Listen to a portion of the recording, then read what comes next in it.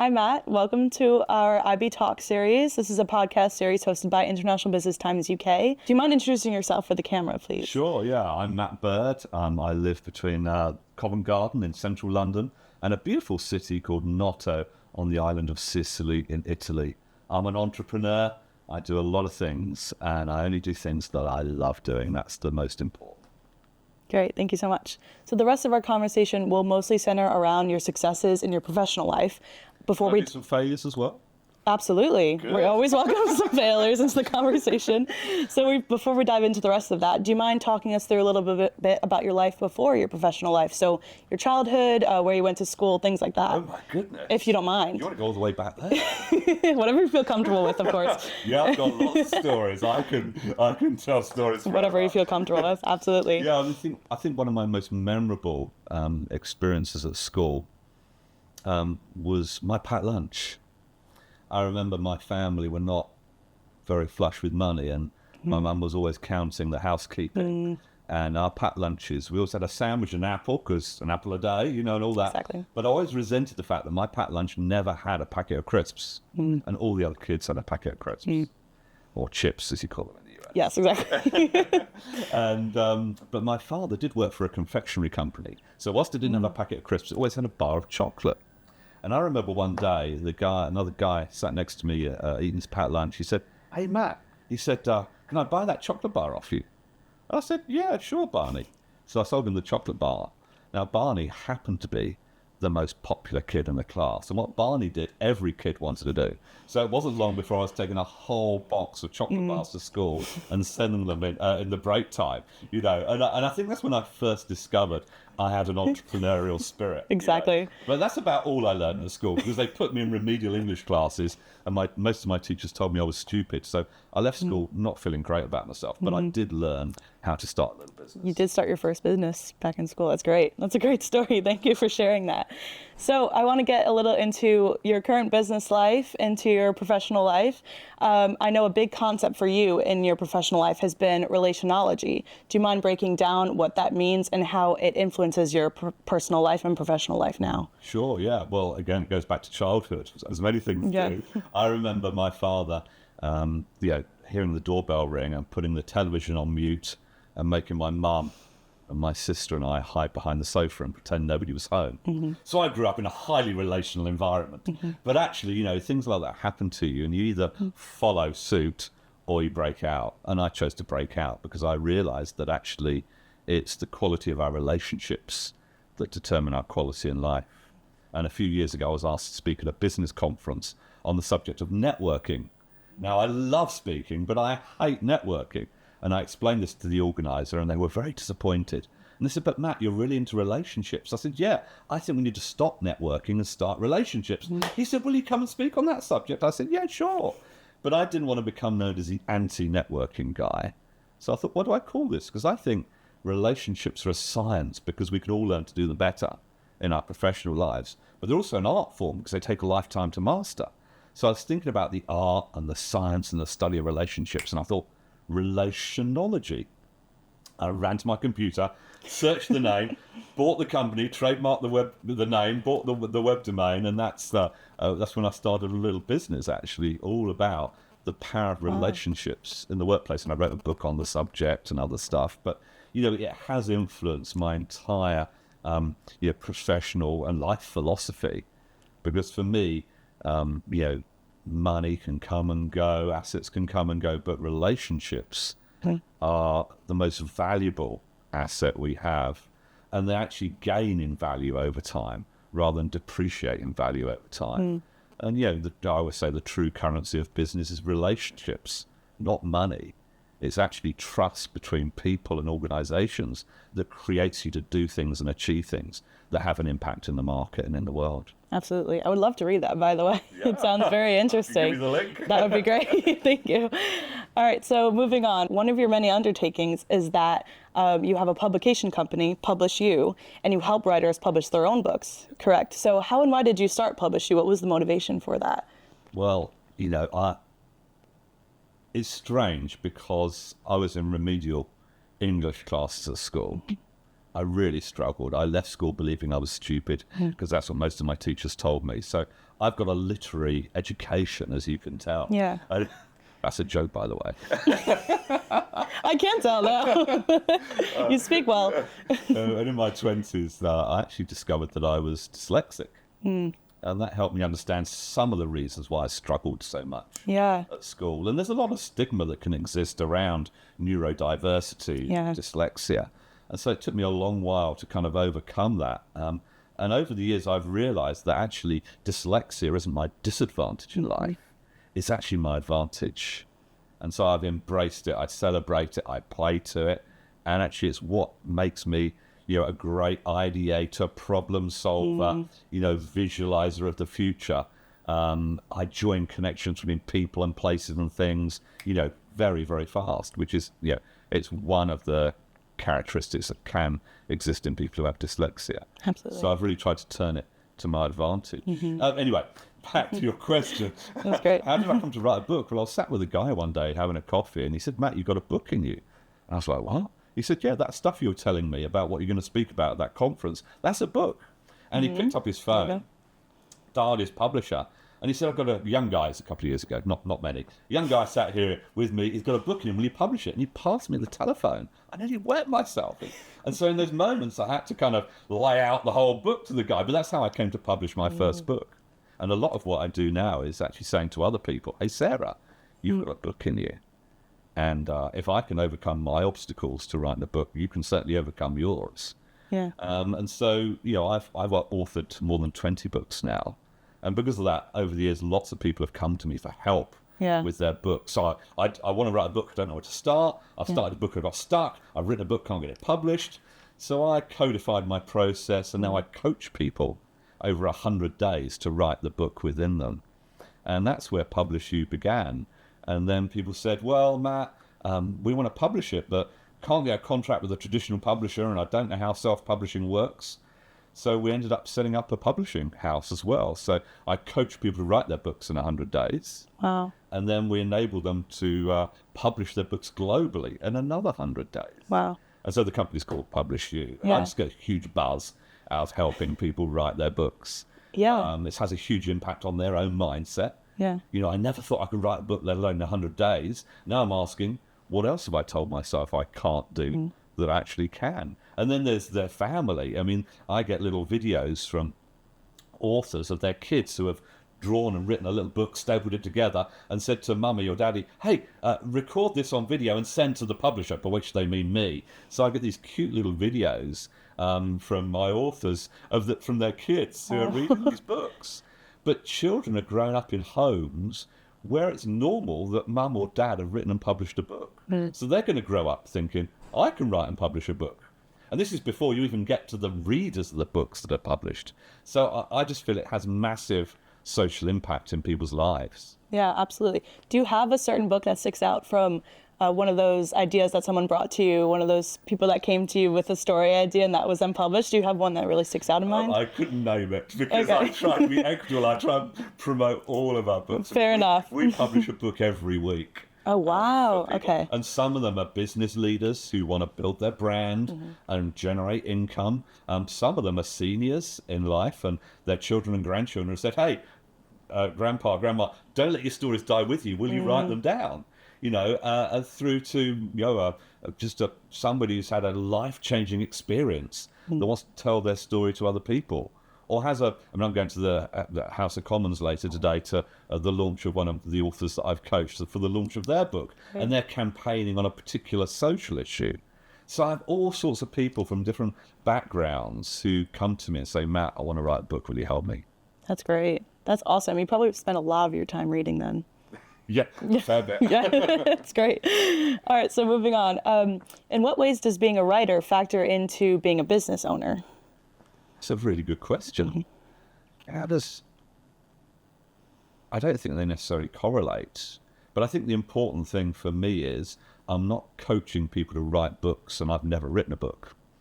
You get lots of people who are coaching other people to do things they've never done. You get millions and trillions of coaches. Well, you're trying to coach executives. Have you ever been an executive? Many of them haven't. And so there's an authenticity in what I do because I've done it and I continue to do it. Actually, if I want to write a new book, I'm writing a book at the moment. What I do is I do it in parallel to coaching a group of people on a course. And in the background, I'm writing my own book. I have a home in Sicily, as I mentioned. So I'm actually writing a cookery book at the moment. It's called Matt's Sicilian Kitchen. I love so it. I'm writing about the amazing people I've met in Sicily and the recipes that I've picked up, whether in restaurants or homes or, so it's a lot of fun. Yeah, that's But it's awesome. authentic. It's real. Yeah. This is who I am and part of who I am and part of what I do. Yeah, that's great. Thank you.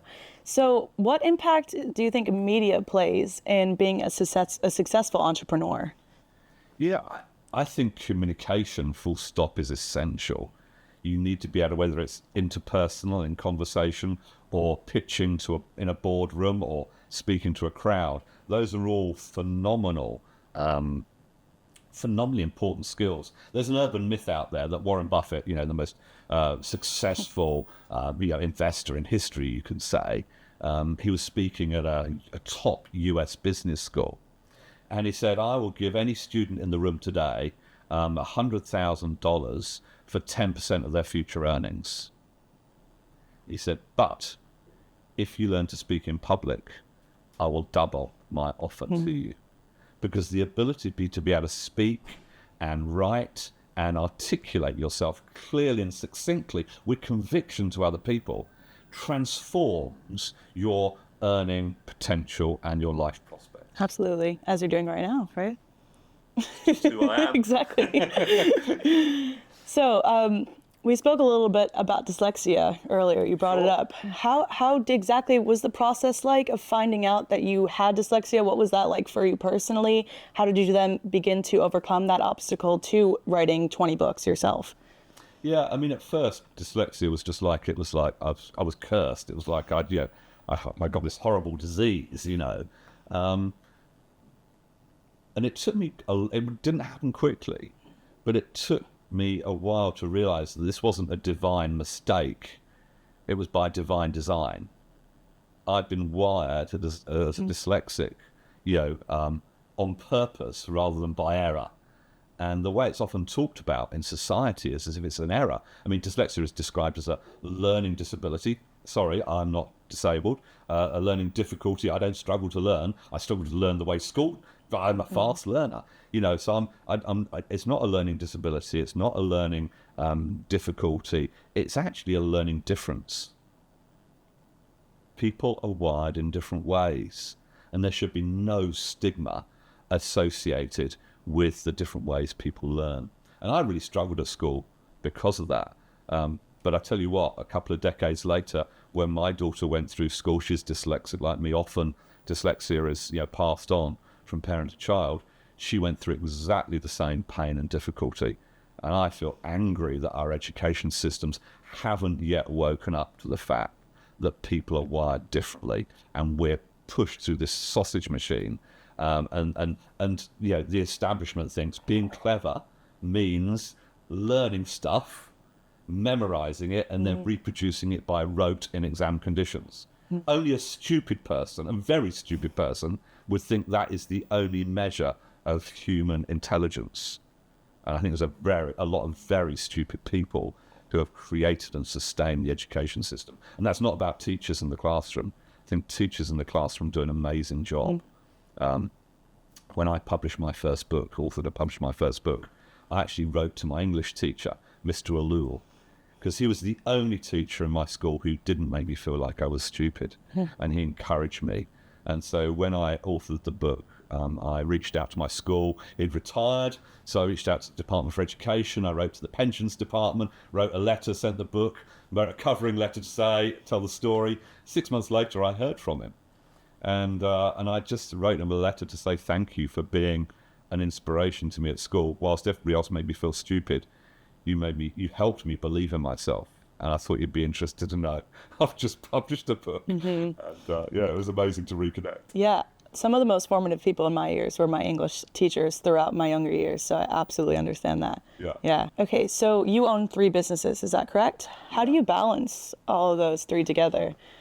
The thing is, I only do what I love doing. So for me, it's not 3 business is. I'm doing 3 things I love doing.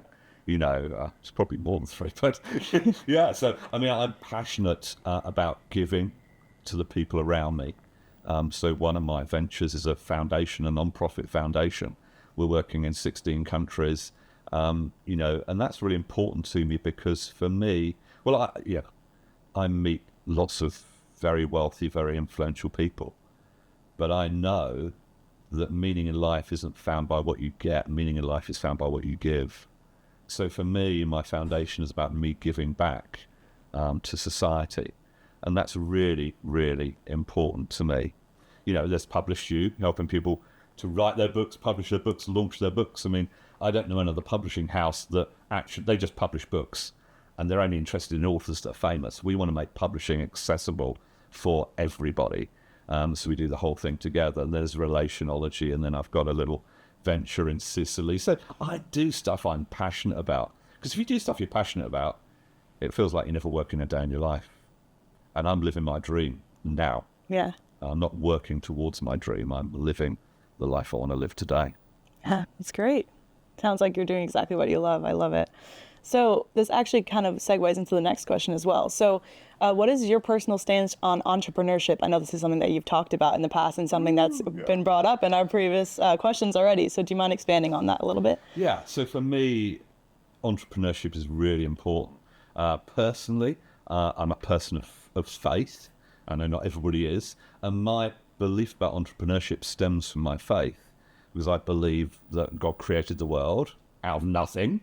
And if you define entrepreneurship as the ability to create something out of nothing, then that makes God the great entrepreneur. In fact, I've written a book called The Great Entrepreneur about that very subject. So, and if the Bible also teaches us that we're made like God. So if God's creative and innovative, so are we.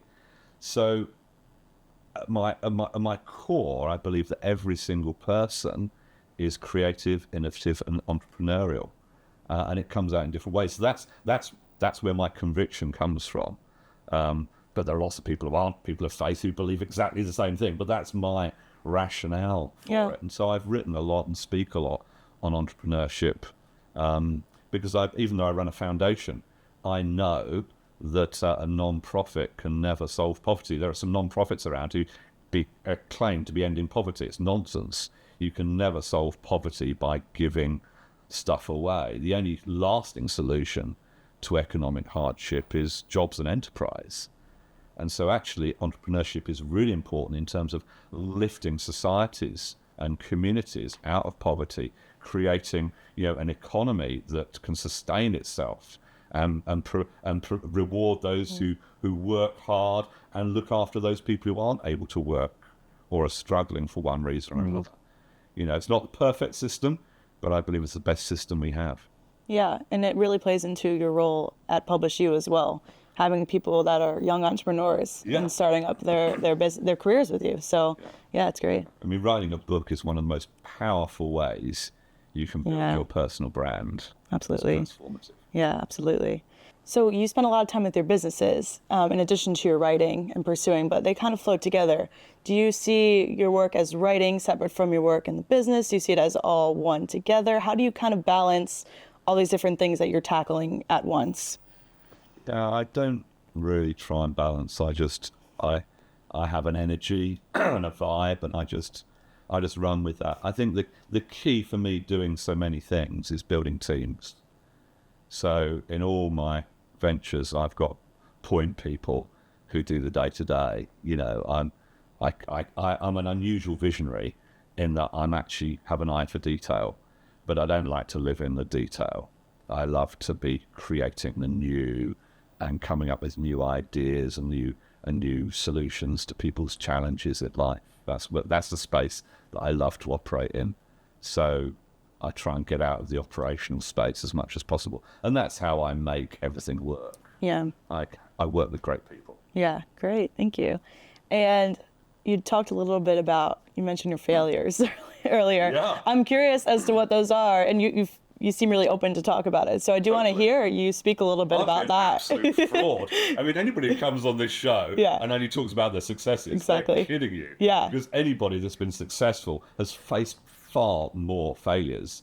I've got a long list of failures. I can perhaps tell you one or two. I remember once a friend of mine, we started a business together doing team building, and we came up with a really amazing name for it. We called it autopoiesis, which is Greek for self-becoming, and it's all about helping people and teams become, what they wanted to be. Now, amazing, but the only problem is nobody can spell autopoiesis. So they can't Google it and find it. They can't take a telephone message about it. They can't type an email in about it. It was a failure. We renamed the company, actually, something that's very easy. But, you make mistakes. Yeah, something you learn. Yeah, I was talking to an author yesterday who wanted to write a book, and they came up with an amazing name for the book. And I just said, that's great, but nobody's going to find that. If they put that in Amazon or try and search it, nobody's going to find the darn book. So you make mistakes and you learn from them. Yeah. And sometimes, some of the more painful mistakes for me have been trusting people who later prove not to be trustworthy. And that's a challenge for us all, because when we get hurt and let down by people, the temptation is to put up the walls and, close in and stop trusting people. But you can't live life not trusting people, even though you've been hurt and you've been let down by people. You have to somehow find it in you, the ability to trust people again. And, those have been some of the most difficult challenges. Yeah. Where people you've trusted have really let you down. Yeah, absolutely. And I don't think it's something people necessarily think of first when thinking of running businesses. What's the biggest challenge? Trusting people is absolutely one that people probably overlook, but plays a really big role Comes back in your day-to-day. Business isn't about money. That's not the currency of business. The currency of business is trust. Because if you have trust, you can achieve anything. It doesn't matter how much money you've got. If you haven't got trust, you're wasting your time. Absolutely. Well, this brings us up to our last question, which is, do you have anything else you would like to speak about or add? Anything anything you're working towards that you maybe want to bring up, get us excited about? You've already talked about your cooking book, which I'm excited for because I'm Italian and I love cooking. Yeah. We must talk about that more often. Exactly. I think this year I published a little book, and it's called Yes, I Can. I spend a lot of time talking to people who have a dream about doing something, and they tell me about it, and then they tell me afterwards why they can't do it. And I'm like, wow, of course you can do it. Whether it's to write a book or start a business or find a relationship or get out of a relationship or whatever it might be. Sometimes, it's actually what we believe we can do determines what we can do. So I wrote this little book. I was inspired by Bob the Builder. He was off, Bob the Builder, can you fix it? Yes, I can. And the Apostle Paul, he said, I can do all things through Christ who strengthens me. So I always say inspired by Bob the Builder and the Apostle Paul. But it's all about helping people overcome their self-imposed limitations, because they are self-imposed. We all put those limitations there, and it can prevent us from achieving what we want to achieve. And the self-imposed limitation I had to overcome when I left school was the belief I was stupid. And I worked for years, if not decades, to shake that off. Because every time something went wrong, I'd say, Matt, because you're stupid. Or every time I struggled to do something, Matt, because you're... And that just destroys you. And many of us have little gremlins and little voices that play in our minds and just speak self-doubt, imposter syndrome, all that stuff. Anyway, so this little book, I'll give you a copy, but if you are listening to this and you are struggling with a gremlin, struggling with a little voice, something that just speaks you down all the time and fills you with self-doubt, I'd love you to get a copy of this little book, because I want to encourage you, if you're listening, you can. And that believing you can is the difference between achieving or not achieving. So that's what I'd like to leave you with. Awesome. It was a great note to leave us on. Thank you so much. We really appreciate you taking the time. This is Matt Bird, a very successful author, entrepreneur. Failure. Failure. Exactly. Can't forget that one. Thank you so much for joining us for our second edition of IBTalks. We would love to have you back in the future. Maybe we can talk a little bit about the success of that book in the future. That would be great. Thank you so much, Matt Bird. It's a pleasure. It's been great. Thanks, Sarah. Thank you.